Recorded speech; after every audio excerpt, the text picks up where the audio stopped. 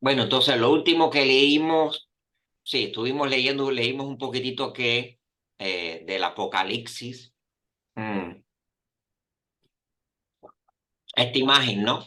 Eh, que nos habla y un poquitico tratamos de darle un poquitito hicimos como lo que se llama una exegénesis, ¿no? Una interpretación de lo que nos está queriendo decir Blavatsky, que significaba o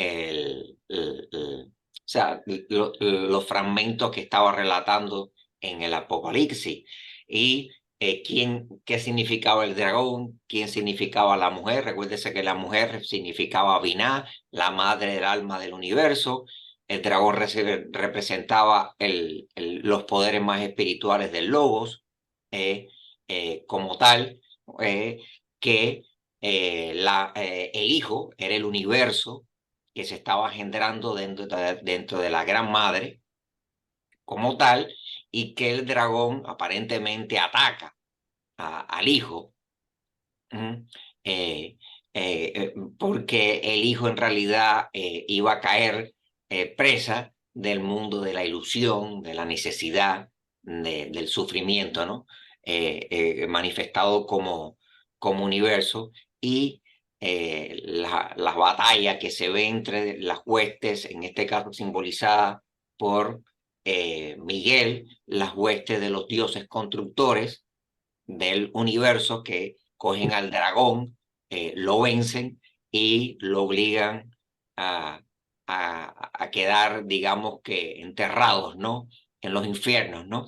Esa alegoría que está prácticamente en todas las tradiciones antiguas, ¿no?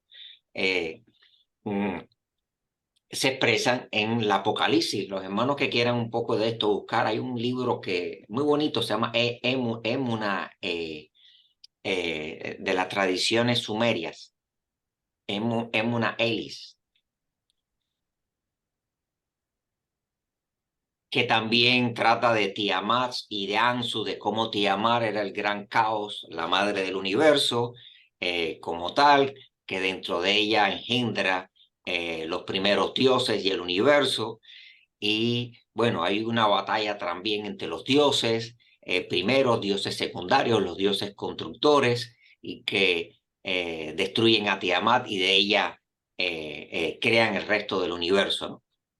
Los diferentes miembros del universo. O sea, hay como un código que se va transmitiendo en todas las tradiciones, que está hablando más o menos de lo mismo, y que desde el punto de vista de nosotros, a nivel, digamos, más metafísico, ¿no? Lo que representa es la batalla de la divinidad expresándose como universo, con poderes más espirituales, poderes más materiales, que ya vemos que no es que uno sea mejor que otro, sino que son poderes diferentes de diferentes niveles, y cada uno hace su trabajo en el proceso de manifestación del universo, así como somos nosotros. El ser humano es un animal, tiene una parte, digamos que material dentro de nosotros, pero tiene una parte espiritual, y digamos que hay, entre comillas, entre nosotros una batalla constante entre esos dos poderes. ¿Mm? Pero que los dos son parte importante del proceso de manifestación.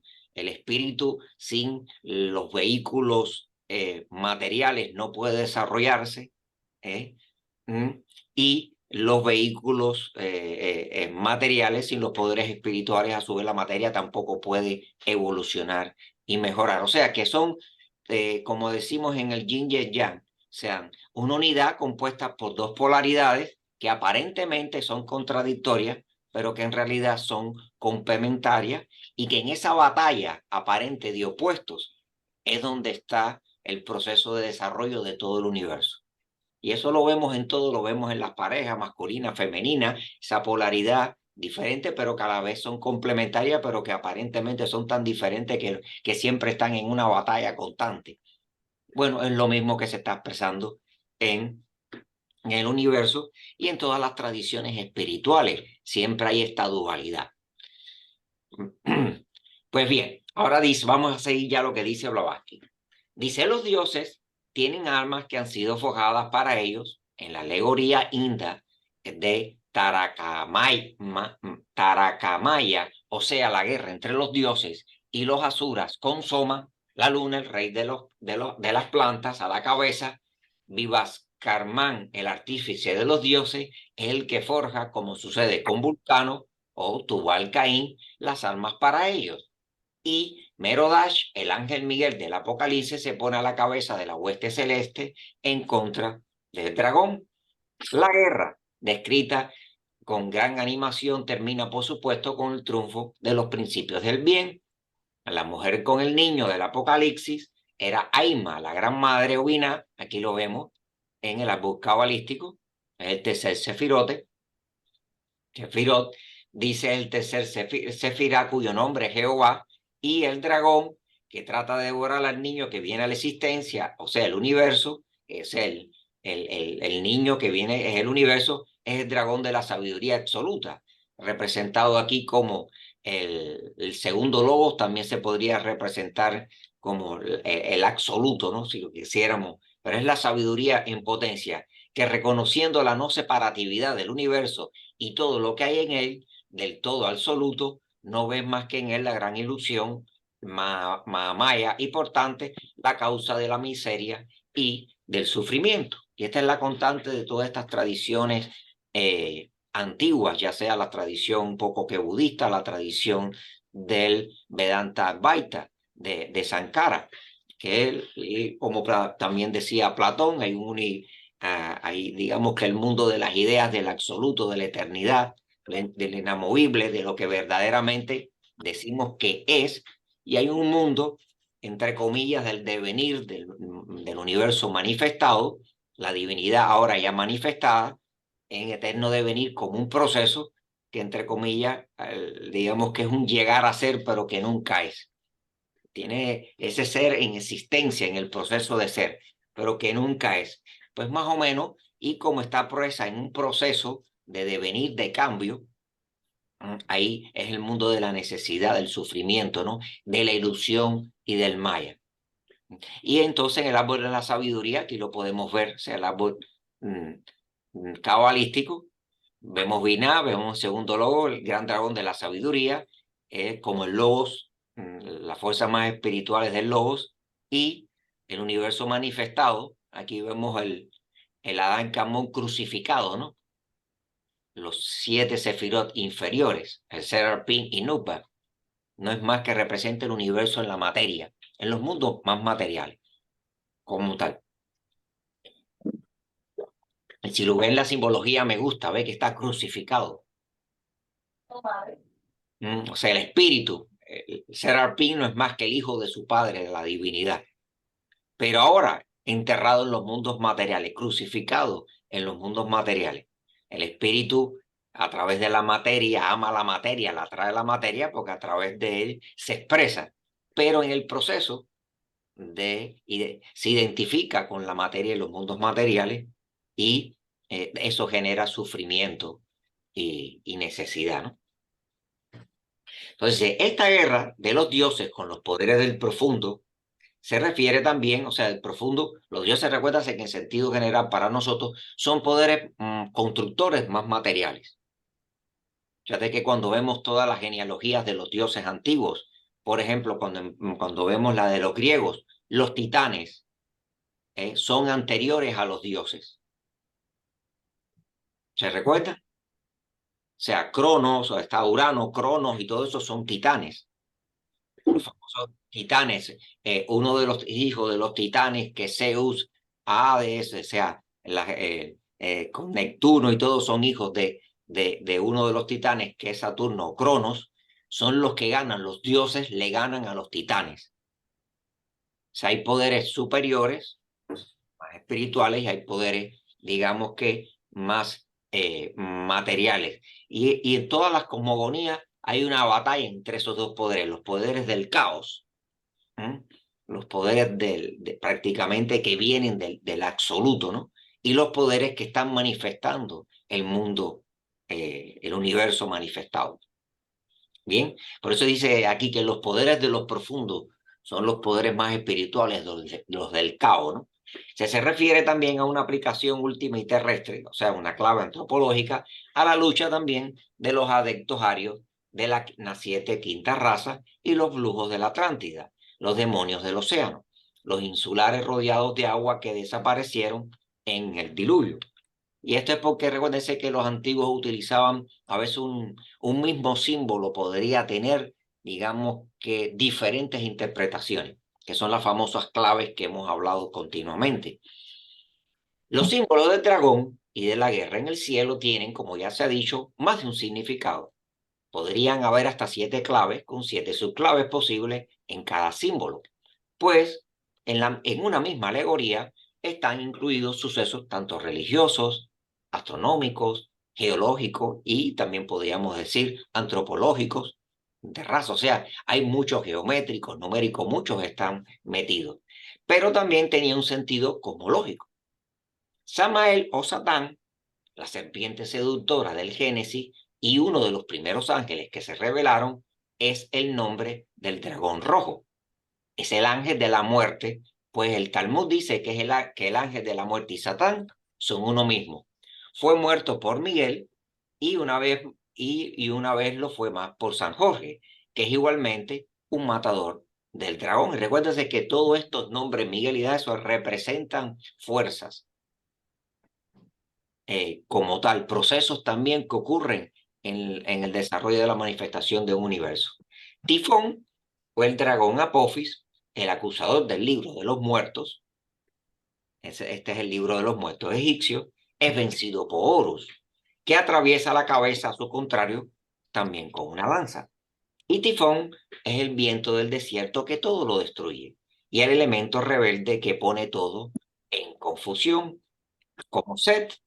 Él es la oscuridad de la noche, el matador de Osiris, que es la luz y el sol. Las 7 claves, aquí tengo un resumito de los 7 claves de los antiguos, ya lo hemos visto muchas veces, vamos a leerlo por arribita. Primero, la clave espiritual, estudio de lo divino, sus huestes, sus leyes, atributos y manifestaciones. La segunda clave es la astronómica, estudio del cosmos y sus cuerpos, planetas, sus movimientos, orden, etcétera. La metafísica, clave metafísica, estudio del ser, propiedades, causas primeras, los planos.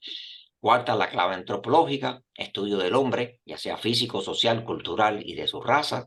Quinta, la clave geométrica, estudio de la extensión, mediciones, la relación entre ellas, el orden divino manifestado en las proporciones geométricas.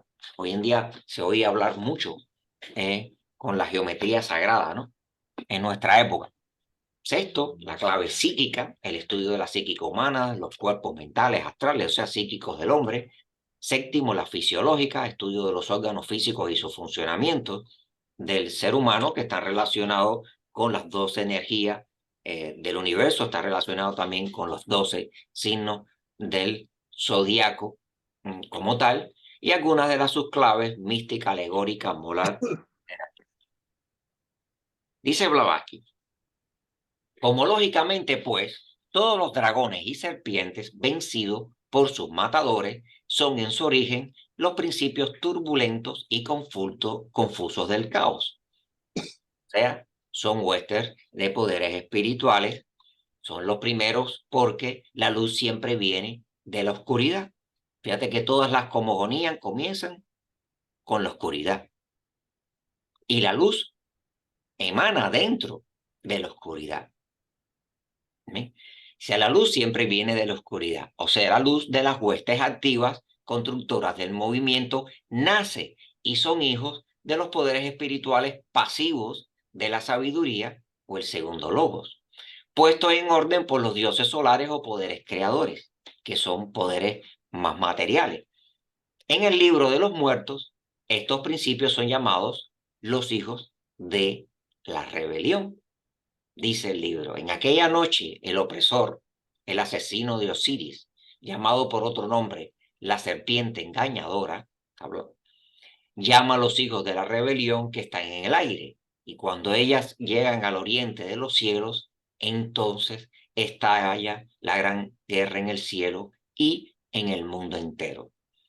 Esto es solo otra versión de la guerra del cielo hindú, entre Soma, el dios de la sabiduría espiritual, o la luna, y los dioses creadores materiales, siendo Indra el vulcano atmosférico, atmosférico, lo cual muestra claramente que ambos son una alegoría cosmogónica y astronómica sacada de la teogonía primitiva, en la que estaba tejida como se enseñaba en las escuelas de los misterios. En la doctrina religiosa de los gnósticos es donde puede verse mejor el verdadero significado del dragón, de la serpiente, del chivo y de todos esos símbolos de los poderes llamados ahora del mal, pues ellos fueron los que en sus enseñanzas divulgaron la naturaleza esotérica del sustituto judío, o sea, Yod-Heh-Vah-He de Ein Sof, cuyo verdadero significado ocultaban los rabinos, mientras que los cristianos, con pocas excepciones, no sabían nada acerca de él. O sea, una cosa es Jehová, Yod-Heh-Vah-He, Yahweh, el nombre que queremos utilizar, y otra cosa, Ein Sof. Uno representa la divinidad oculta, Ein Sof, como tal, el absoluto aquello. Y Yod-Heh-Vah-He puede tener varios significados, como tal. Al principio podía significar el Elohim que dirigía el pueblo hebreo. Había muchos Elohim, cada pueblo tiene su propio Elohim que dirige en su proceso de evolución. Con el tiempo fue cambiando y se fue utilizando ese nombre, Yod-Heh-Vah-He, para representar la divinidad manifestada en el universo. Pero fue un proceso de evolución. Dentro de la Biblia tiene diferentes etapas, porque fue construida en diferentes etapas. Es un libro que le llevó un proceso de miles de años de producir. La primera etapa fue, digamos que ya la que se formó el Pentateuco con Esdras, que fue una recopilación de libros de varios cientos de años anteriores a ellos, de tradición hebrea y también de otras tradiciones que incorporaron en su libro, y que trata no tanto de Dios, sino trata primeramente de la vida del pueblo hebreo y de su Elohim, que era Yahweh o Jehová o Yod-Heh-Vah-He. Después vino otra etapa y se fue cambiando. La Biblia fue cambiando. La Biblia, cuando estudiamos ahora vemos los rabinos. Cuando tú hablas con los rabinos, los estudios que hacen los últimos rabinos, los profesores de la universidad, y ellos te dicen que ya lo que sí sabe, porque han encontrado muchas Biblias de cerca de 2000 años atrás, de que la Biblia, como todos esos libros, han ido cambiando en cada tiempo, porque cada escriba fue dándole una tónica particular y los pueblos han ido pasando por etapas de cambio como pueblo. Eso no es nada malo, es un proceso normal de la evolución de cada pueblo. Y han ido cambiando y las interpretaciones, lógicamente, también han ido cambiando. Entonces, ¿qué es lo que está tratando de decir Blavatsky aquí? Lo que usualmente Ein Sof no se encuentra en ningún libro, en los libros antiguos, porque en esa época estaba prohibido de hablar de lo que se llamaba el aquello, la divinidad última. No se expresaba en ninguno de los textos antiguos, porque era solamente se te daba ese conocimiento y tenías voto de silencio. Como tal, se hablaba solamente de la divinidad manifestada. ¿Me entiendes? Pero dentro de los cabalistas, este concepto de Ein Sof sí lo diferencian bien de Yod-Heh-Vah-He cuando se estudia. Me cogieron más o menos el concepto. Los hermanos, claro, que estén menos familiarizados quizás con la cábala y estén más familiarizados con la parte religiosa, tienen otro concepto de lo que significa Yod-Heh-Vah-He. Y no hay ningún problema, está bien, pero ya los cabalistas lo trabajan de otra manera. Bien, entonces, dice Blavatsky, el Draco volans, el dragón volador de los pintores primitivos, puede ser una pintura exagerada del animal antediluviano real extinguido. Y los que tienen fe en las enseñanzas ocultas creen que en los antiguos tiempos existían tales seres como voladores, dragones voladores, en una especie de pterodáctilos y eran unos lagartos alados gigantescos que sirvieron de prototipos para los Serap, o sea, Serap de Moisés y su gran serpiente de bronce. Los judíos mismos adoraron ante este último ídolo, pero después de las reformas religiosas introducidas por Ezequías en el reinado de Judá, más o menos 716-687 antes de Jesucristo, dieron una vuelta completa y llamaron a ese símbolo del Dios grande o superior de todas las naciones, el dragón, un demonio, y a su propio usurpador. Él está hablando de las escuelas de los gnósticos, Jehová, Elohim de Saturno, el Dios uno. Pues hubo un cambio en la visión que tenía el pueblo y está bien, cada pueblo puede ver y tiene diferentes etapas en su proceso de visión, pero al principio no era exactamente así, de esa manera. Acuérdate que el pueblo hebreo, como todos los pueblos, ¿no? Como nosotros mismos, ¿no? Durante procesos de cientos de años, ha ido cambiando la cultura, la vida, la visión de la religiosidad, la visión de todo, o sea, de la conciencia humana va cambiando y va cambiando nuestra visualización. El pueblo hebreo, lógicamente, también pasó por ese mismo proceso. El apelativo de Satán, en hebreo, un adversario, del verbo shatana, ser adversario, perseguir, pertenece al derecho al primer adversario y el más cruel de todos los demás dioses, Jehová, que representa las huestes constructoras materiales, los dadores de la ley y del dogma y el control que no querían que el hombre fuera como ellos y comiera del árbol de la vida eterna, la sabiduría y el conocimiento de su divinidad.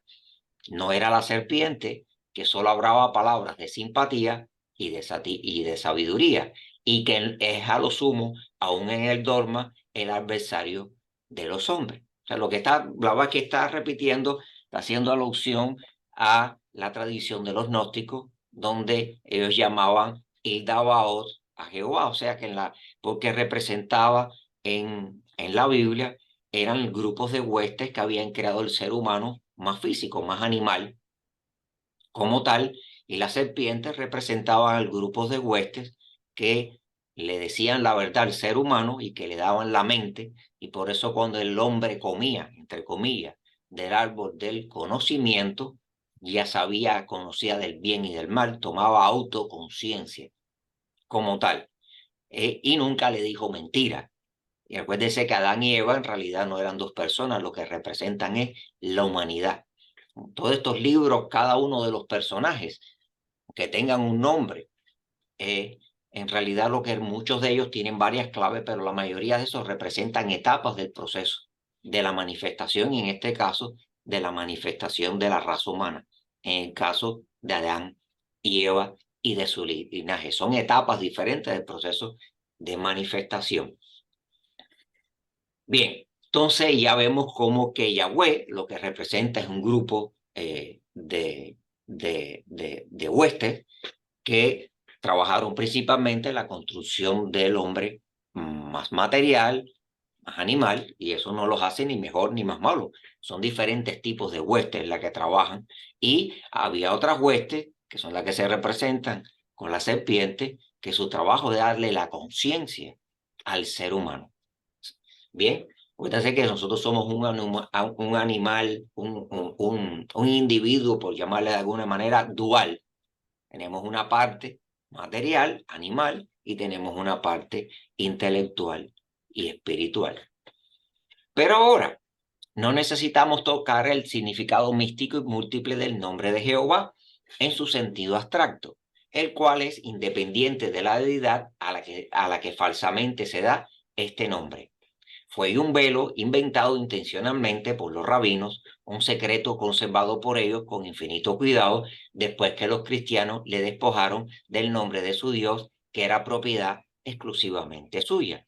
Sin embargo, actualmente se declara lo siguiente: el personaje nombrado en los primeros 4 capítulos del Génesis, indistintamente como Dios, Señor Dios y simplemente el Señor, no es una misma persona. y ciertamente no es Jehová. Hay tres clases distintas o grupos de Elohim. Acuérdate que Elohim es una palabra plural. Y si quieren pueden buscar los libros más modernos de las universidades hebreas que tienen las traducciones más modernas de los últimos 10 años de la Biblia, los grandes eruditos de Jerusalén, y ya ellos eso te lo ponen ahí porque la Biblia ha sido cambiada en la interpretación. Elohim es plural, Ruá significa una cosa, Cabot es una nave, o sea, hay diferentes interpretaciones que hoy en día sí se sabe bien lo que significan, pero que durante muchos años se fue cambiando la interpretación por la situación que se quería dar a la raza humana. Pero hoy en día sí hay mucha información y está en mano, lógicamente son Biblias que usualmente son difíciles de encontrar porque son Biblias para personas especializadas.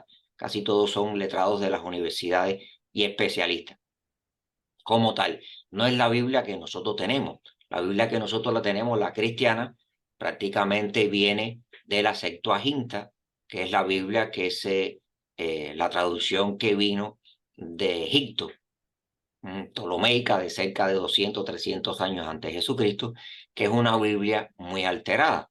De hecho, los rabinos y los hebreos dicen que es una desgracia para ellos porque cambió lo que ellos querían decir como tal. Y es la que nosotros utilizamos como base, no hay ningún problema, eso no tiene ningún problema, pero para los hermanos que quieran de verdad estudiar hoy en día la Biblia, hay que ir a las Biblias modernas que están sacando de especialistas de Jerusalén, donde están hablando, o sea, y buscar ahí material muy bueno de los últimos estudios que ellos están haciendo de la lengua hebrea y las interpretaciones nuevas que ahora hay. Y algunas son impresionantes como tal.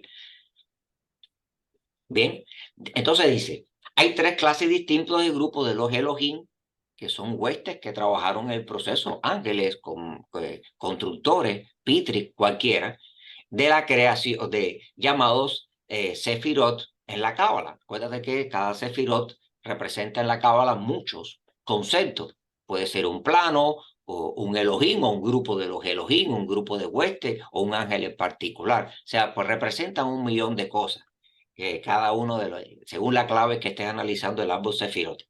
Entonces, ya sabemos entonces que son las huestes de creación cósmica. Pueden ser, fíjate, huestes de creación cósmica, huestes de creaciones solares o huestes de creaciones terrestres.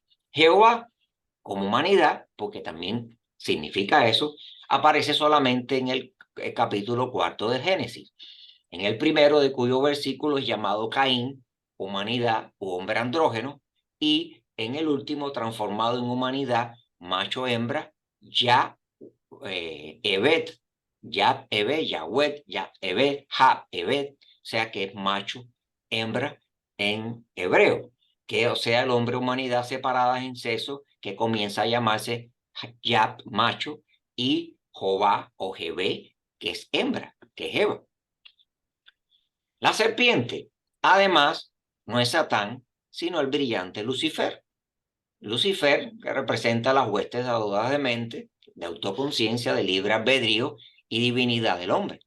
Por eso Lucifer era un rebelde, porque tenía la posibilidad de decidir como tal. Y nos daba esa posibilidad a los hombres del libre albedrío, de autoconciencia y de mente independiente. Uno de los Elohim, revestido de esplendor y de gloria, el cual, habiendo prometido a la mujer que si comían del fruto prohibido, no morirían seguramente. O sea, él nunca dijo mentira. Cumplió su promesa e hizo al hombre inmortal en su naturaleza incorruptible, en el sentido de que despertó la parte espiritual inmortal del ser humano. Ella, la serpiente, es el Iao de los misterios, el principal de los creadores andrógenos de los hombres. En el capítulo 3, Iao de los misterios era la deidad, Iao, las tres símbolos de las tres letras del logos. en las escuelas de los misterios.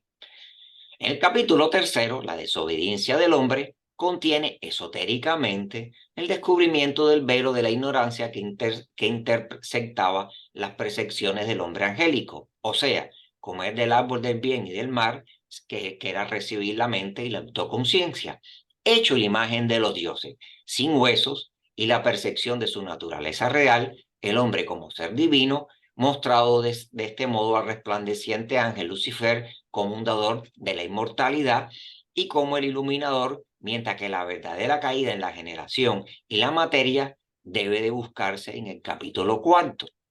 En este, Jehová Caín, o sea, Caín ahora como la humanidad u hombre andrógeno, es un titán, representa el mal, entre comillas, esotéricamente es gnosis y conocimiento, como hijo de Samael, el demonio, Satán o Lucifer, porque cuando los hermanos estudien Cábala y estudien a los nuevos traductores de las Biblias estas que les estoy hablando, en los estudios que ellos hacen, teóricamente, según la tradición antigua hebrea de las escuelas de los misterios, Caín no era hijo de, de, de Adán, sino era hijo de Eva con la serpiente.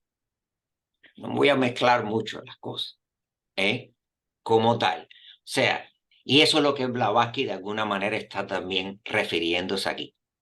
Dice entonces, el demonio Satán o Lucifer, o sea, la parte masculina de Adán, ahora como Caín, pues recuérdate que esto es más que un hombre. Cada hombre y cada mujer lo que representa aquí es una etapa de manifestación del universo, una emanación nueva. O sea, Adán ahora como Caín, el hombre doble, habiéndose separado de Eva, crea en ella a Abel. Fíjate que a Eva y Abel es lo mismo. La primera mujer natural y derrama la sangre virgen. O sea, la caída física en la generación a través del sexo en los mundos materiales, la pérdida de la virginidad y de la inocencia. Abel, cuando él mata y derrama la sangre de su hermano, no es que lo mata, sino es que ahora ya son la primera, Caín y Abel representan la primer humanidad, macho-hembra de verdad, completamente separados. Y la unión a través del sexo es lo que se representa con el derrame de la sangre de Abel. O sea, el asesinato de Abel representa que Abel representa el bien, esotéricamente la inocencia y la ignorancia, entre comillas. O sea, en la lucha entre el mal, el conocimiento y el bien, la ignorancia, cuando el mal, Caín, que era el conocimiento, porque era hijo no de Adán con Eva, sino de la serpiente o de los Elohim, intelectuales, inteligentes con Eva, mata el bien, Abel, la ignorancia, tremendo rollo que hay aquí. Se produce la caída psíquica, o sea, el hombre toma conciencia de sí mismo y se le hace responsable de sus acciones, del bien y del mal, que eso es lo que pasa cuando el hombre, por eso son expulsados del, de, del Edén. El hombre se hace autoconsciente, ve que está desnudo, como no era autoconciencia, Adán y Eva no tenían conciencia de su desnudez, porque eran simplemente como dos animalitos inocentes. ¿Bien? Ahora bien, demostrando que Caín, Jehová como humanidad o hombre andrógeno, es idéntico a Jehová ya macho o Jehová hembra, por la autoridad de la correcta interpretación del primer versículo del capítulo 4 del Génesis, en el texto hebreo original. Fíjate que Blavatsky siempre está hablando del texto hebreo. Olvídense de las Biblias de nosotros.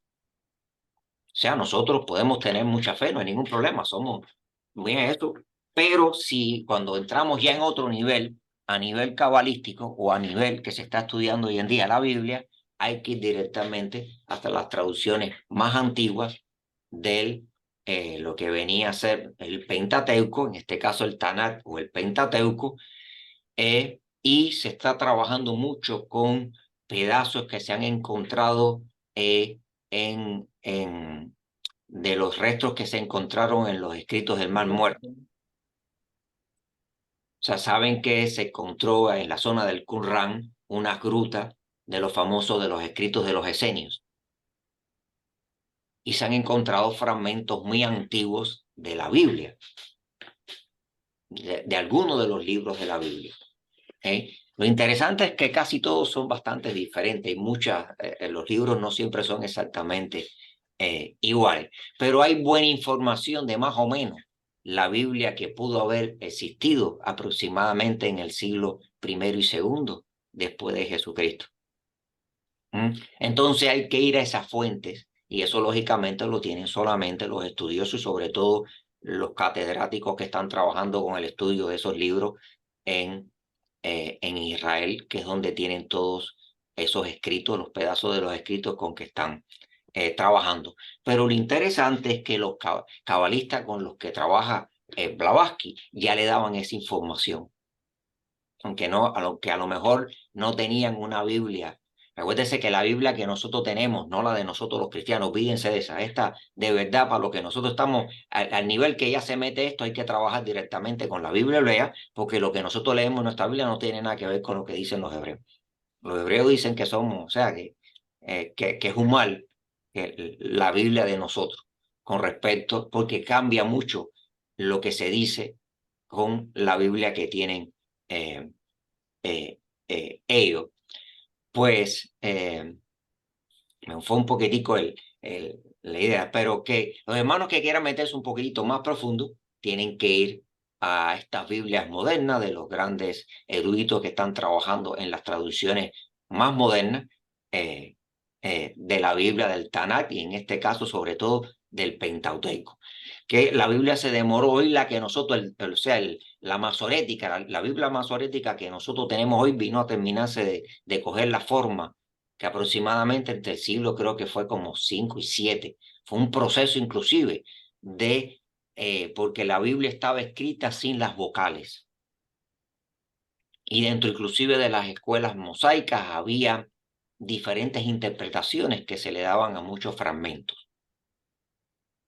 Porque como no tenían vocales, una misma, dos o tres grupos de consonantes, cambiándole las vocales podían decir conceptos muy diferentes.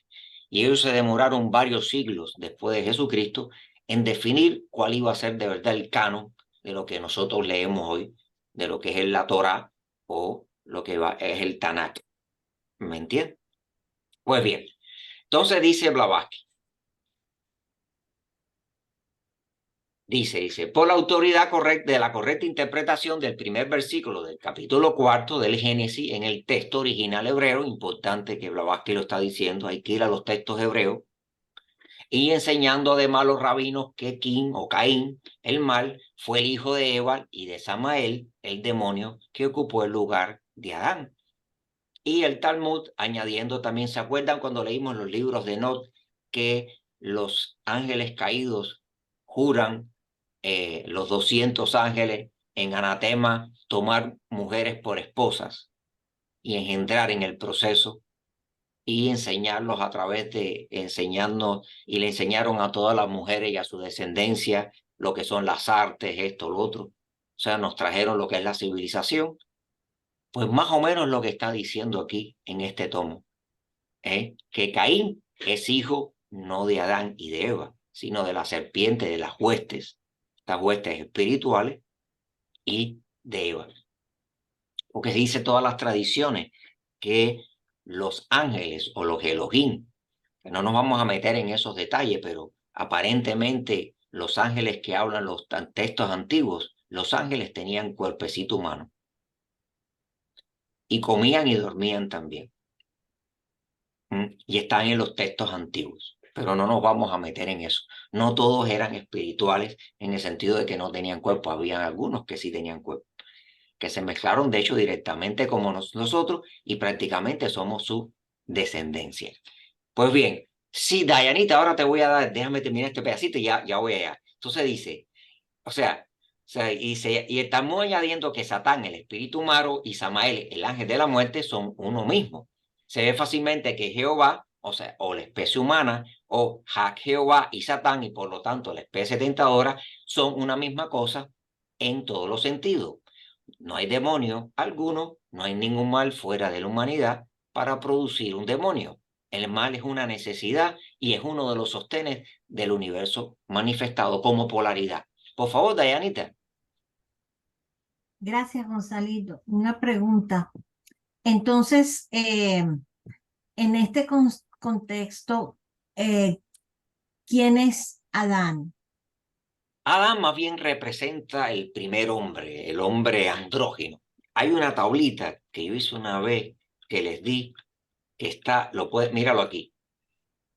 Esta tabla, si los hermanos la pueden buscar, es más grande. Esta es una pequeña tabla de la decodificación de la Biblia, que cada página que en el código antropológico, como razas humanas, ¿qué significa? Como mundos, ¿qué significa? Como huestes, ¿qué significa? Cada uno de estos eh, personajes, o sea, de la Biblia, ¿no? Pero lo mismo ocurre con todas las traducciones, o sea, de los textos antiguos. Más bien significan etapas del proceso. Adán significa el hombre universal, la humanidad. Pero primero, al principio, Adán era andrógeno, ¿me entiendes? Sí, Después, la humanidad se dividió en macho, hembra, es otra etapa del proceso de manifestación de la raza humana. ¿Me entiendes? Cuando sí, vamos a la tradición hindú dice lo mismo. Brahma se saca dentro de él a Vach, bien como que se parte en macho hembra y comienza la génesis de todo el universo a nivel de los dioses, pero también a nivel de antropológico igual, de la raza. ¿Me entiendes? sí, gracias, Gonzalito. Entonces, en esa tabla, búsquenlo, busquen, hay es uno de estos de los PDFs que tenemos, que se habla las 7 claves. Y Ah, aquí ok. puse muchas tablas y puse un resumen de la decodificación, una de las que puede ser una decodificación de lo que es, de lo que es el Pentateuco, de los primeras, sobre todo de lo que es Génesis, con las diferentes manifestaciones de las etapas del universo. Ya. Muchas ¿Sí? gracias, Gonzalito. ¿No? Entonces dice Blavatsky, dice, es una necesidad, eso que le llaman el mal, ya sabemos que no es mal per se, es una necesidad para el progreso y para la evolución, del mismo modo que la noche es necesaria para la producción del día y la muerte para la vida, para que el hombre pueda vivir por siempre. Nosotros recuérdense que desde el punto de vista cristiano tenemos unos cuantos dogmas que de hecho la tradición hebrea no los tiene. Todos esos conceptos del pecado original y todo ese tipo de cosas, todo ese rollo es teología que desarrolló la tradición cristiana. Y no estoy diciendo ni que esté bien, estoy diciendo mal. Estoy diciendo que son tradiciones, por eso, no sé, hay veces que nosotros le decimos a los hebreos como cristianos que ellos son nuestros hermanos, ¿no? En el sentido de fe, ¿no? Y a veces los hebreos te dicen, no, ustedes son paganos, no tienen nada que ver con nosotros. Ustedes tomaron algo de nosotros, pero le han dado una interpretación completamente pagana. Créanos, y ellos lo piensan así. Y yo entiendo también por qué lo dicen. No estamos diciendo que eso sea bueno o malo, cada pueblo ha seguido su tradición y es perfecto. Pero hay que entender lo que ellos nos están diciendo, que a veces nosotros no tenemos el suficiente conocimiento para entender cuando un rabino nos dice, cuando un cabalista nos dice, no, ustedes no tienen nada que ver con nosotros. De hecho, ustedes son paganos lo que no lo saben. ¿Me entiendes? Sí, Como tal. Y no hay ningún problema. Ellos no dicen que nosotros estemos haciendo algo incorrecto. Nada más que cuando decimos, no, ustedes y yo somos hermanos, ellos te dicen, no. Son dos tradiciones diferentes. Ustedes cogieron un libro de nosotros y lo manipularon en sus traducciones para ajustarlo a las tradiciones greco-romanas de su tradición. ¿Entendieron? sí, Ustedes cogieron un libro de nosotros, le cambiaron, lo interpolaron, hicieron una exegénesis que no tiene nada que ver con la de nosotros y crearon conceptos teológicos que no existen en los de nosotros, cambiaron frases, para conceptos y todo, para, para trabajar ustedes con ellos. Que eso no es que sea ningún problema, pero ya se alejaron de lo que somos nosotros y de lo que es nuestra tradición y nuestra visión de la vida, de la divinidad. Eso no hace que seamos contrarios, todo lo contrario. versiones diferentes de la vida, ¿no? Y como tal. Bien. Y Blavatsky, aunque no lo dice directamente, intrínsecamente está tocando eso. O sea, hay muchos conceptos que nosotros tenemos que no tienen nada que ver con hebreo. Te dice, no, no, esto no tiene nada que ver con nosotros. Esto es tradición platónica, neoplatónica y de las escuelas de los misterios de ustedes. Que no es que esté mal, era de ustedes, no de nosotros. Y que cogieron nuestro libro y lo retocaron y le dieron interpretaciones que no tienen nada que ver con las de nosotros. Bien, que eso no significa nada malo, es perfecto, está bien. Satán representa metafísicamente tal solo el reverso o el opuesto de todas las cosas en la naturaleza. El dios Pan, el dios de la naturaleza, es alegóricamente el adversario, el asesino y el gran enemigo de todo, porque no hay nada en todo el universo que no tenga dos aspectos. El reverso de una medalla, espíritu, materia, varios blanco, blanco, negro, o sea, los pares de opuestos son complementarios. Y si no hay pares de opuestos, no existe universo manifestado. Si hay algo manifestado intrínsecamente, ya sabemos que en uno en esencia, dual en naturaleza, pero y trino en manifestación. Bien. Pero en ese caso, la luz, la bondad, la hermosura pueden llamarse Satán con tanta propiedad como el demonio, puesto que son los adversarios de la oscuridad, de la maldad y de la fealdad, o sea, de la ignorancia, del control de la ley y del dogma. Porque recuérdense que la serpiente lo que le decía en ese pasaje, Adán le dijo primero la verdad, le dijo si comen no van a morir, fue la que dijo verdad, no dijo mentira, fue la que le dio al Adán animal la libertad de decidir a través de la mente y el conocimiento y la autoconciencia. Entonces la serpiente no era mala. Que entonces ya Adán no era tan manipulable y que como tenía libertad, tenía el poder inclusive hasta de equivocarse. Sí, eso es verdad.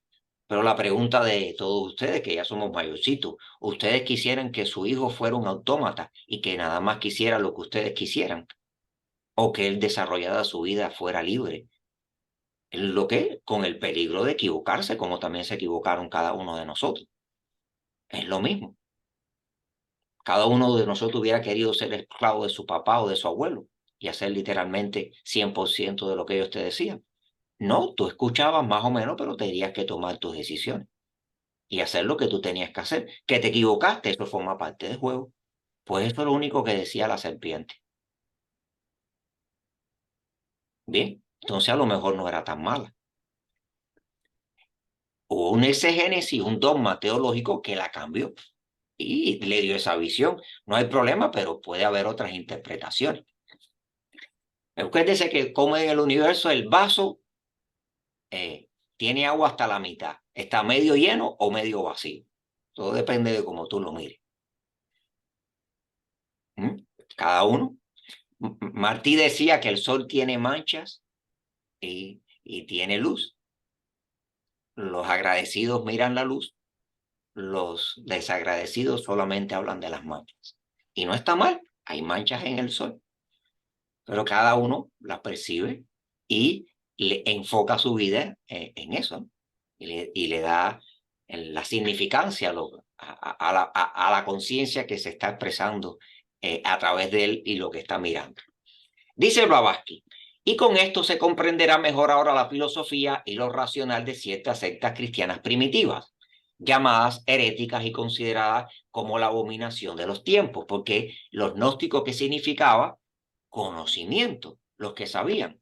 En resumen, había que matarlos a todos, porque el dogmatismo no soporta la libertad intelectual y del conocimiento.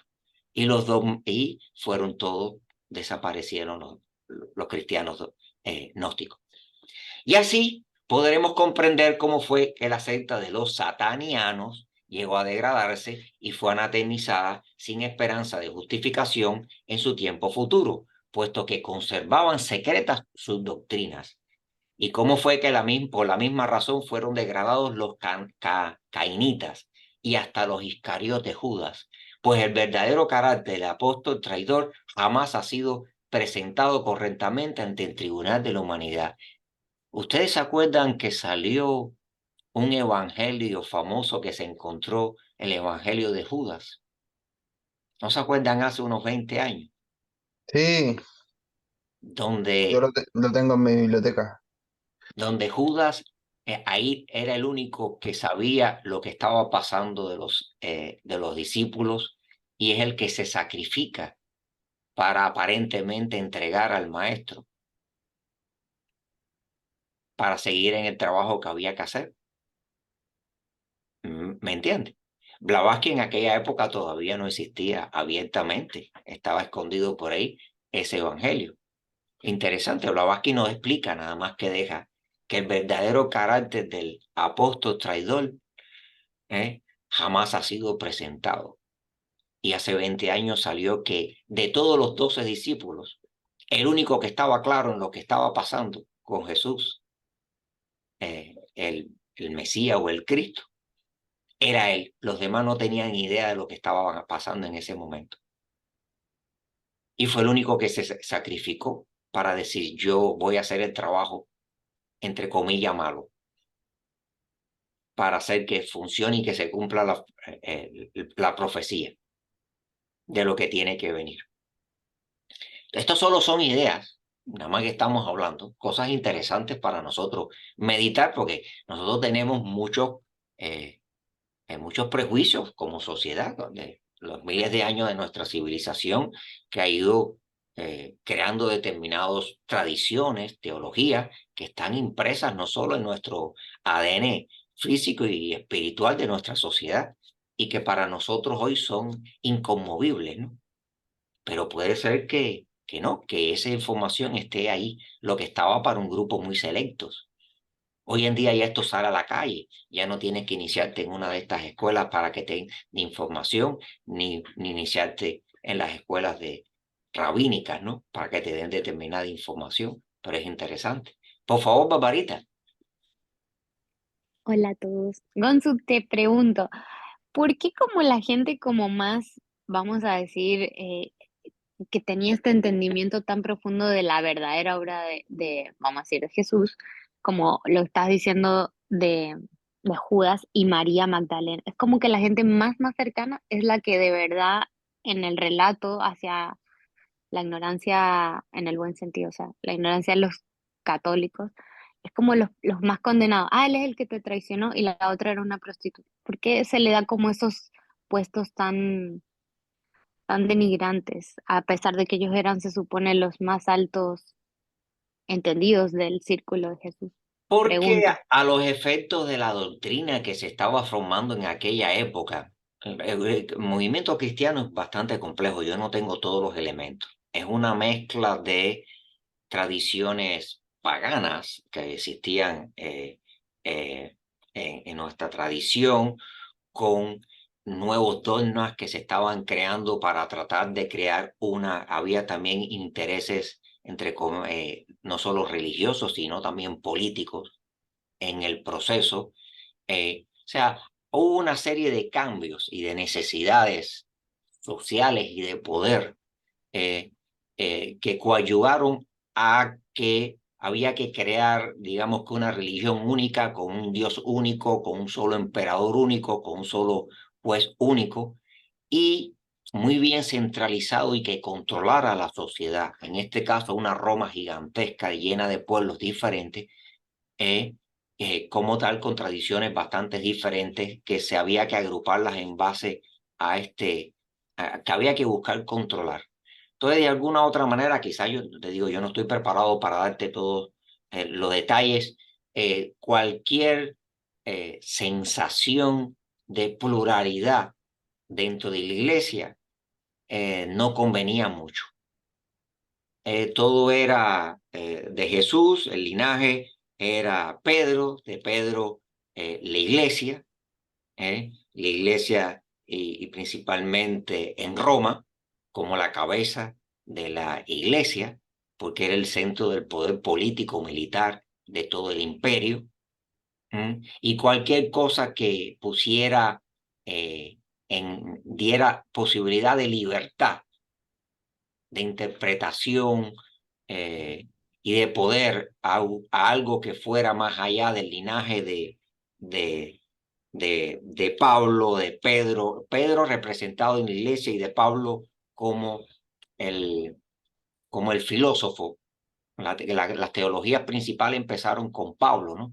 De la iglesia, y aunque Pablo estaba iniciado en las escuelas de los misterios, lo que le estaba diciendo a los pueblos de Roma es que todas estas escuelas, los dioses de los que los romanos se iniciaban en las escuelas de los misterios, esos dioses que se hacían hombres, que pasaban por el círculo de la necesidad, de la opresión, que en realidad lo que estaban representando eran asesinados, muertos, morían, iban al infierno y después resucitaban como dioses otra vez, y que limpiaban un poco con su sangre el pecado de los que pertenecían a esa tradición mística, ¿no? Más o menos lo que representaba era la tradición del alma, del proceso de la vida, ¿no? El alma divina se individualiza, cae a través de los diferentes procesos de identificación en la materia, ¿no?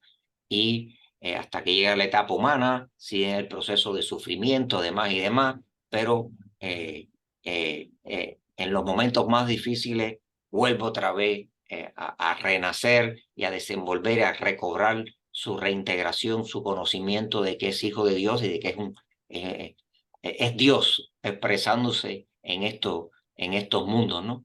Y se convierte otra vez en hombre Dios. Pues más o menos lo que hizo Pablo fue decirle a esta gente, oye, eso que ustedes estamos haciendo y que él había hecho también, porque él estuvo iniciado en esas escuelas, eso sucedió ahora acá en la zona que ustedes le llaman la Palestina, en esta zona de aquí, en la zona de Judea, y se llama Jesús, fue el hombre Dios. ¿Me entiende?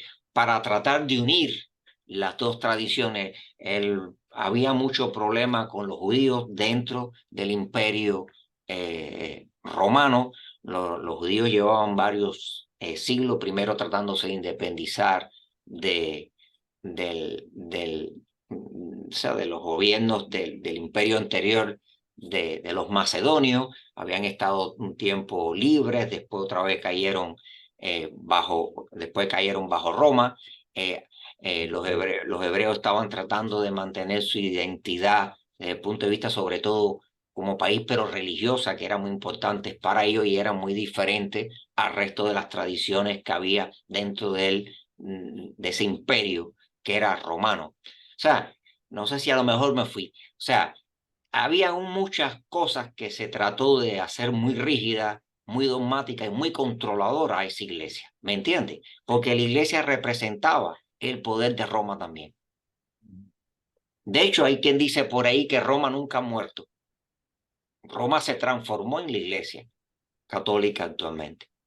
Entre comillas, es una metáfora, pero bien expresa lo que de alguna otra manera se trataba de hacer. Entonces hubo que contar mucho con cualquier tipo de libertad de otras escuelas gnósticas con ideas diferentes. Por eso vinieron todos los concilios famosos, donde se fue decidiendo que tenía que haber un solo cristianismo. Al principio había como 50 y pico, 60 tradiciones diferentes de cristianos, ¿no? Habían algunas más, otras más poderosas, pero al final se llegó a esta, que es la que conocemos hoy en día, que fue la que ganó. Todas el resto se fueron considerando heréticas y en un proceso de varios años fueron atacadas inclusive hasta físicamente, como tal, porque había que lograr una sola iglesia, porque la iglesia representaba de alguna u otra manera el poder. Hay que decir que antes de esto, los detalles yo no los conozco exactamente, pero ya en Roma el emperador representaba a los dioses. De hecho, el emperador era un Mesías más. ¿Me entienden? El concepto de Cristo y de Mesías, aunque son diferentes, pero tienen muchas cosas en común. Los emperadores romanos en las últimas etapas cercanas a donde estamos viviendo la época de Jesús ya se consideraban como dioses en la tierra. O sea que había que una sola iglesia con un solo emperador, un representante que aglutinara, era el que tenía el control de toda tanto la parte política como religiosa de la unidad del imperio. Y eso se logró a través de esto que llamamos el catolicismo, tomado de la tradición eh, de Jesús, ¿no? Hebrea, que empezó prácticamente a cocinarse con Pablo, ¿no? No sé si Barbarita me tremendo rollo, pero más o menos te diría, creo que una pista de lo que puedes investigar. O sea, si hay mucha pluralidad y muchos poderes en un lugar, no hay control. La iglesia Me, necesitaba mucho control. Entonces, si no, aparte, me quedó súper claro. Ya venía como acercándome a esta información, ahora ya la acenté un poquito más, así que al menos respondiste mi pregunta, te agradezco. había que hacer un linaje rígido, muy rígido, de poder, de transmisión de poder, que al final caía entre el emperador y el obispo de Roma. Después fue desapareciendo Roma y prácticamente quedó el obispo que ahora se convirtió en papa, ¿no? Por decirlo de alguna manera. Porque la realidad del concilio de Nicea y todo eso, donde se tomaron fue concretizándose ya los últimos toques de lo que es la iglesia católica, un poco más o menos parecida a lo que conocemos, que ha ido evolucionando como todo, ¿no? En el proceso, el que estaba sentado en la silla principal no era el obispo de Roma, era Constantino, ¿me entiendes? Porque ya esa tradición existía dentro de los romanos, el emperador era la representación de Dios en la tierra, era un Dios más, como tal. Bien, entonces, fíjate, entonces aquí le hago una especie. Para los gnósticos, estas tradiciones que hay muchos gnósticos, mira, hay un librito muy bueno de este profesor que se llama Piñeiro. Traten de buscar, que se llaman Los cristianos derrotados. De hecho, yo creo que yo lo tengo por aquí, no estoy muy seguro. Alguien Los cristianos, Antonio Piñeiro, él es un profesor. Casi todos estos temas, hermanos, si lo quieren estudiar, tienen que ir a las universidades. Al nivel que ya nosotros estamos hablando, busquen profesores de las universidades.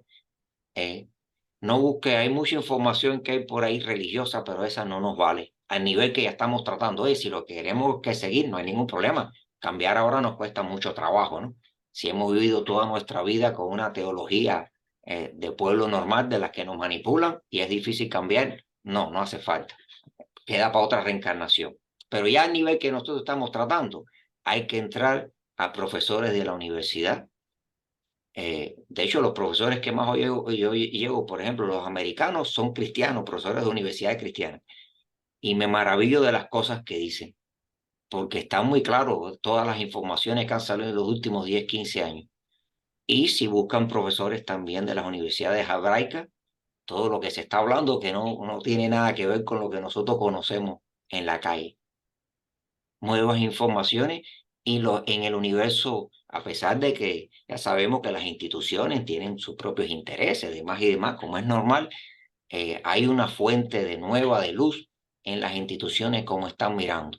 Y aunque ellos no siguen la tradición iniciática, esotérica de nosotros, cómo están llegando y uniéndose en sus estudios con nuestras tradiciones esotéricas. Bien, como tal. Los rabinos hay algo que pueden escuchar de algún que otro rabino. Ellos no son, algo se habla ya de cábala, pero de estas cosas así con tanto detalle, usualmente tan esotéricas, los rabinos no van a hablar en un YouTube afuera, ¿no? Imagino que es más difícil. De hecho, la mayoría de los libros más importantes de los rabinos probablemente no están en la calle ni los conocemos, ¿no? Como tal. Conocemos el Bahir, el Zohar, el Sefer Yesirat, algunos de ellos, y algunas traducciones más o menos limitadas. Pero bueno, hoy en día creo que nosotros tenemos un poquitito más información que, por ejemplo, que la que tenía Blavatsky en su época en la calle, ¿no? Claro, a Blavatsky, lógicamente, los maestros eh, le daban la información eh, eh, que ella requería para escribir los libros, ¿no? Pues bien, vamos a esos gnósticos, dice, que ya sabemos que eran un grupito. y que Jesús representa los poderes espirituales procedentes del león inmortal de Barbelo. Barbelo era Mula Prakriti, el caos, la madre del universo, opuesto a los poderes creadores materiales inferiores, Ildabaoth, Saturno, Yoje-Baoje. Dios, una cosa es el Dios creador material y otra cosa es la deidad suprema espiritual.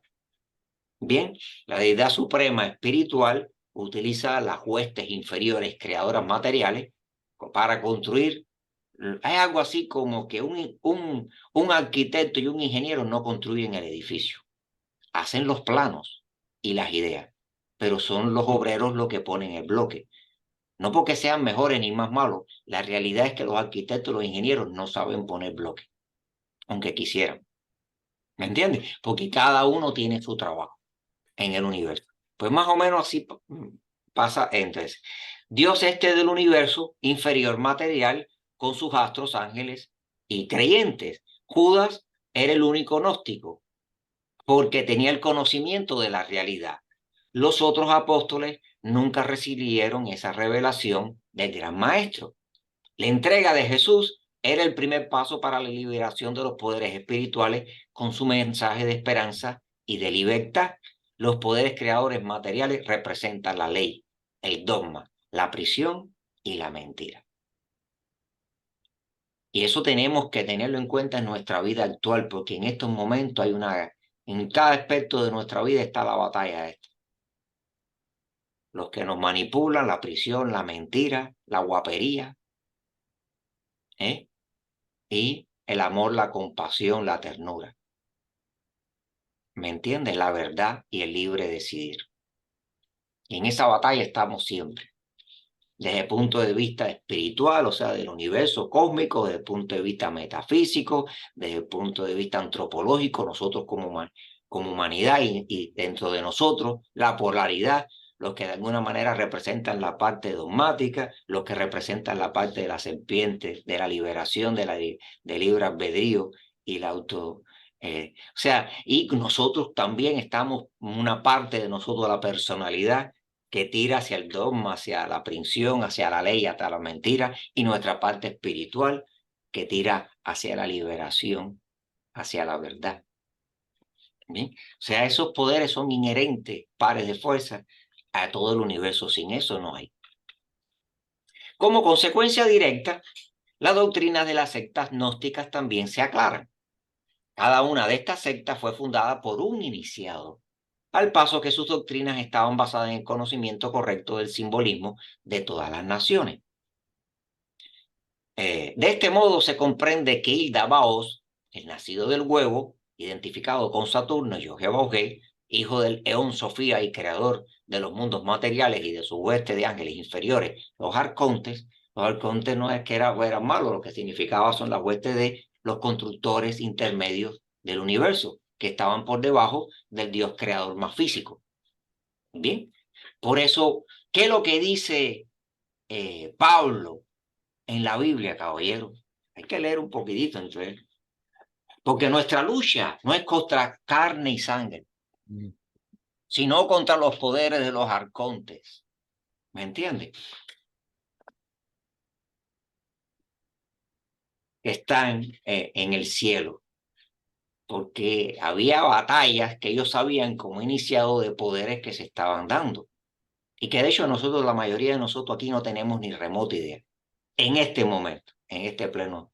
Y que todo lo que está pasando hoy en día es la batalla entre huestes espirituales que se están expresando en la vida de nosotros y en la sociedad y en cada uno de nosotros también. Y cuando leemos a Pablo, constantemente está hablando de ese lenguaje iniciático como tal. Palabras de Proclo, de los neoplatónicos, de Platón, de Jámblico, de todas esas escuelas, de Plotino. Dice, pues bien, dice, era considerado por la mayoría de ellos como Dios, el Dios de Moisés, y se le tenía por un espíritu orgulloso, ambicioso e impuro, que había abusado de su poder usurpando el lugar del Dios más elevado, aunque no valía más y hasta era peor en cierto sentido que sus hermanos Elohim, que representaban a la deidad manifestada que todo lo abarca, solo en su colectividad, puesto que los modeladores de las primeras derivaciones de la sustancia cósmica primaria para la creación del universo universal. Cuando leemos la Biblia vemos cómo no la Biblia de nosotros, fíjense, la Biblia de nosotros es para otra cosa, no para estudiar estas cosas. Hay que ir a la Biblia hebrea, a las traducciones que están haciendo en las universidades hebreas, todo el estudio, eso. El Elión no es lo mismo que Yahweh o Jehová. Era el jefe de los dioses.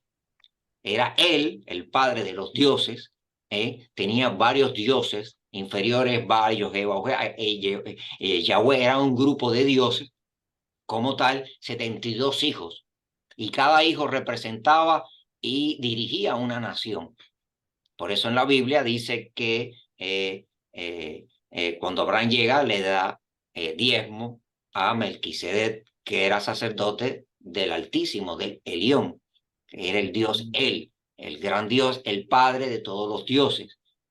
Y Jacob representa al sacerdote de Yahweh o Jehová, como queramos llamarle, porque representan cosas que son diferentes a que nosotros hemos cambiado.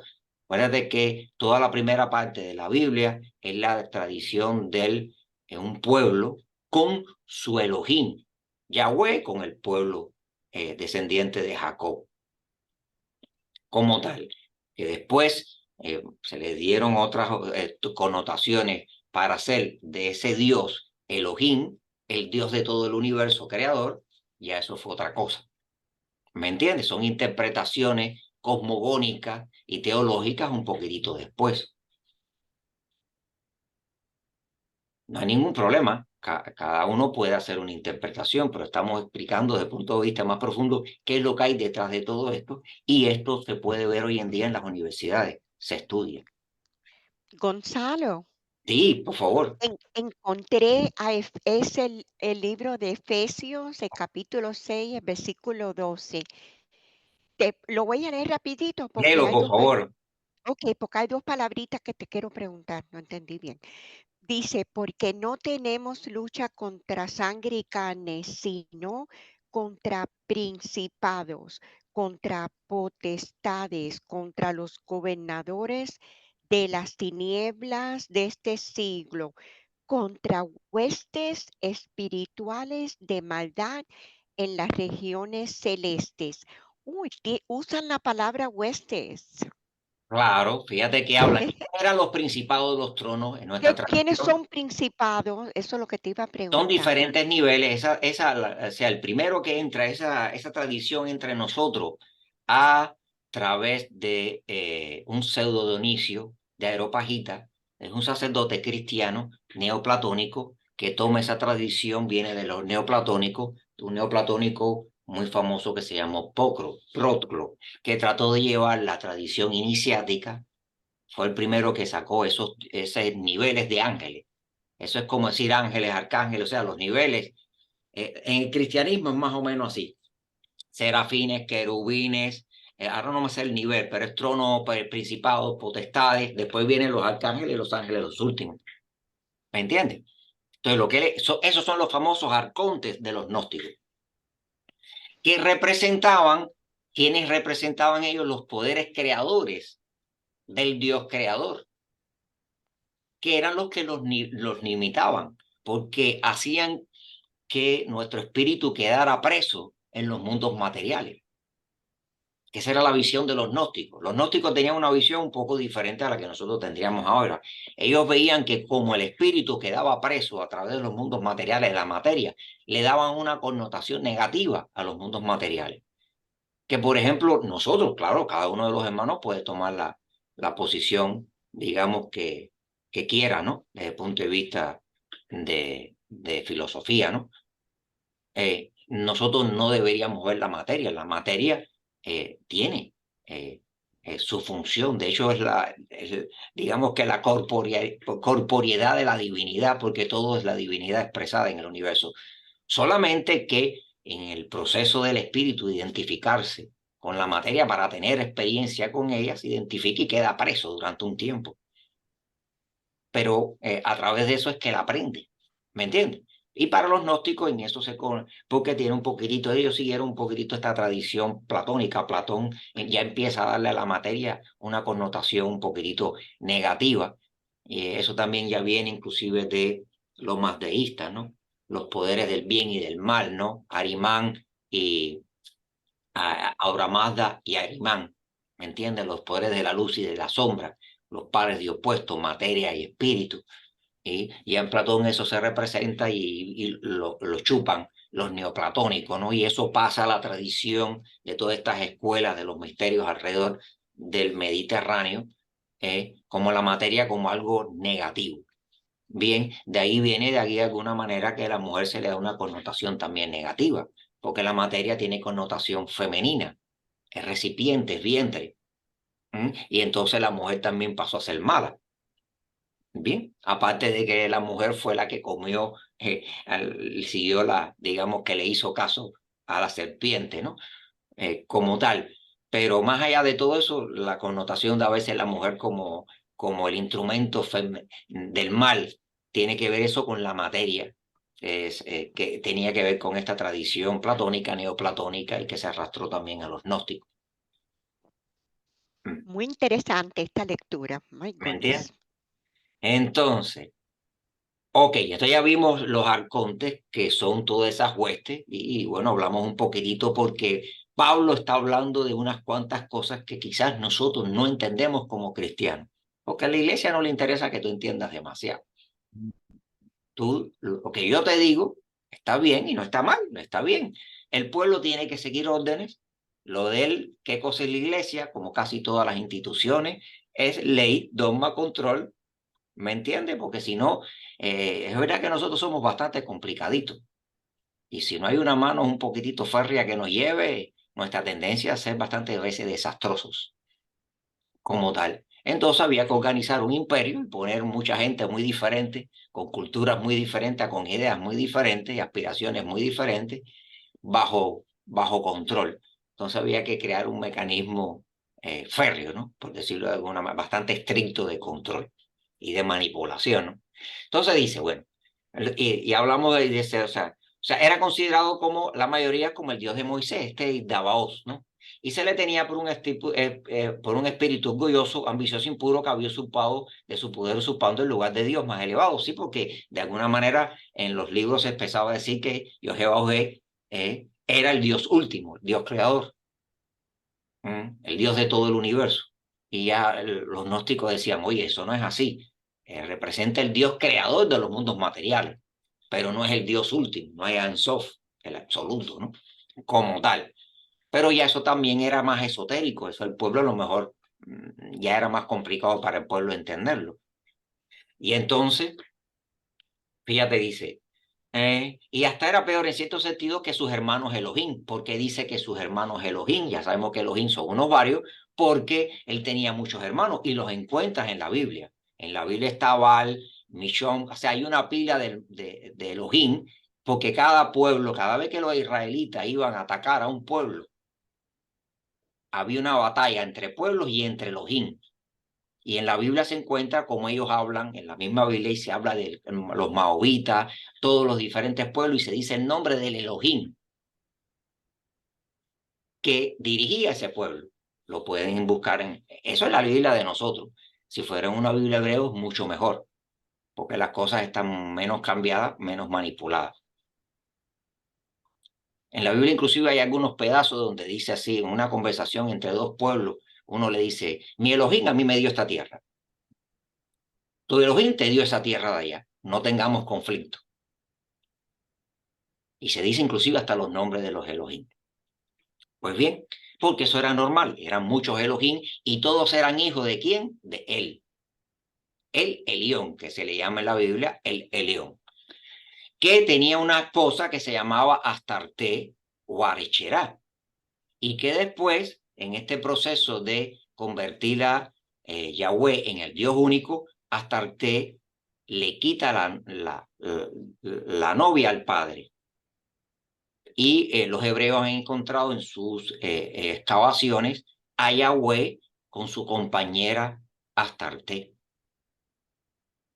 o Asherá, ¿me entienden?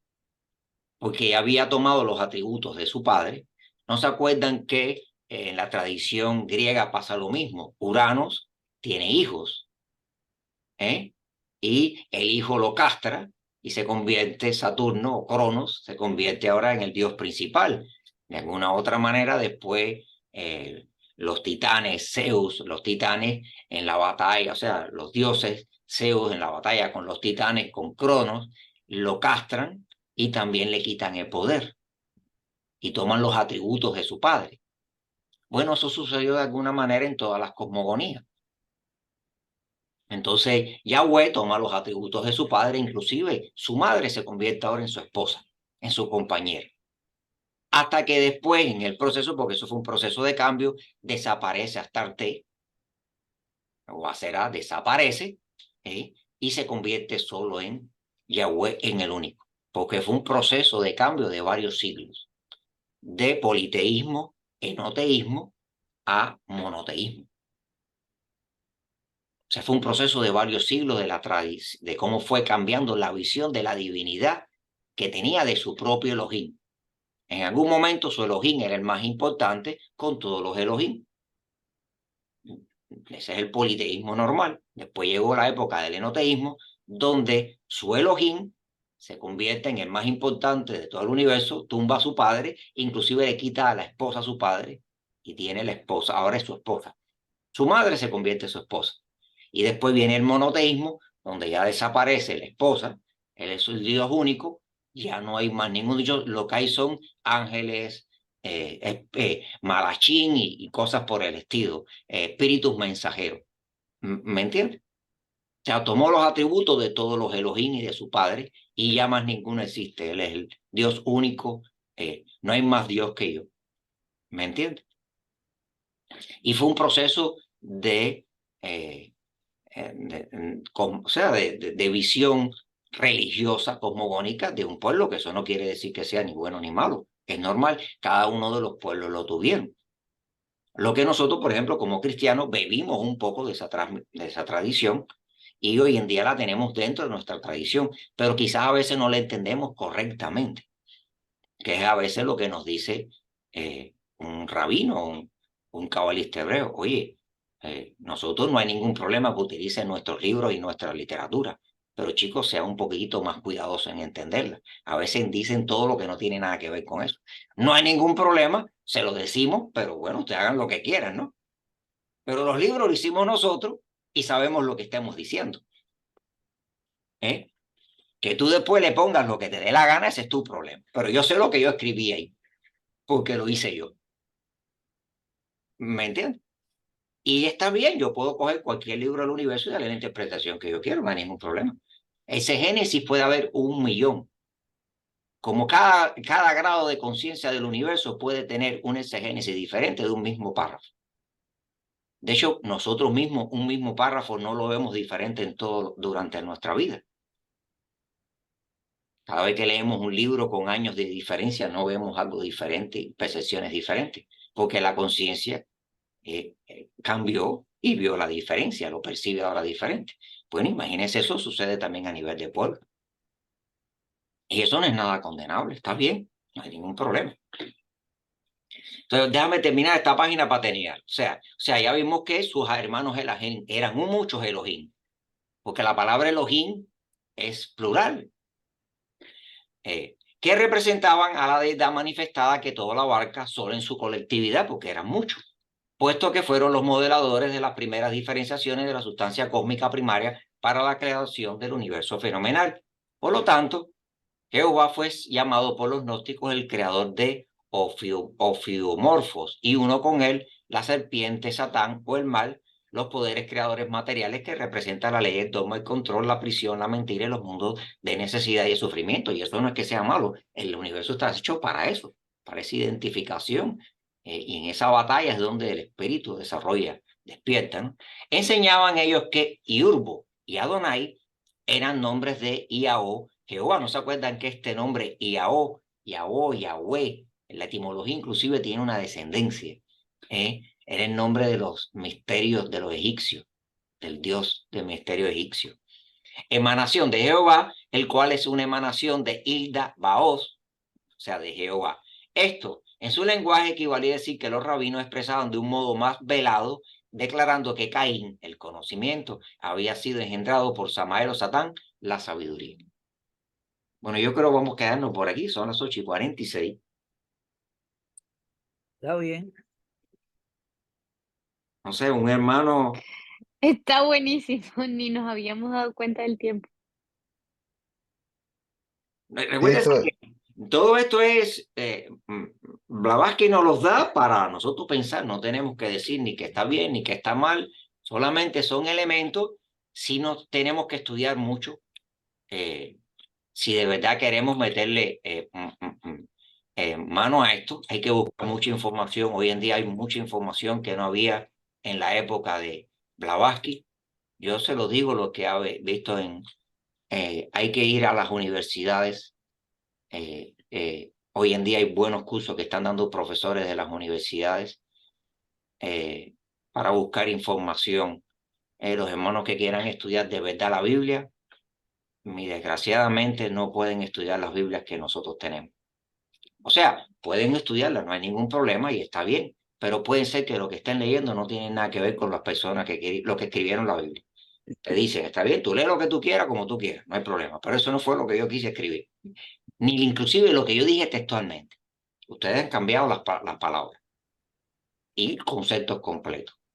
No hay ningún problema, puede ser perfecto, pero si quieren de verdad remitirse, y eso es lo que he ido aprendiendo con todos los profesores nuevos, esto de las universidades que están hablando.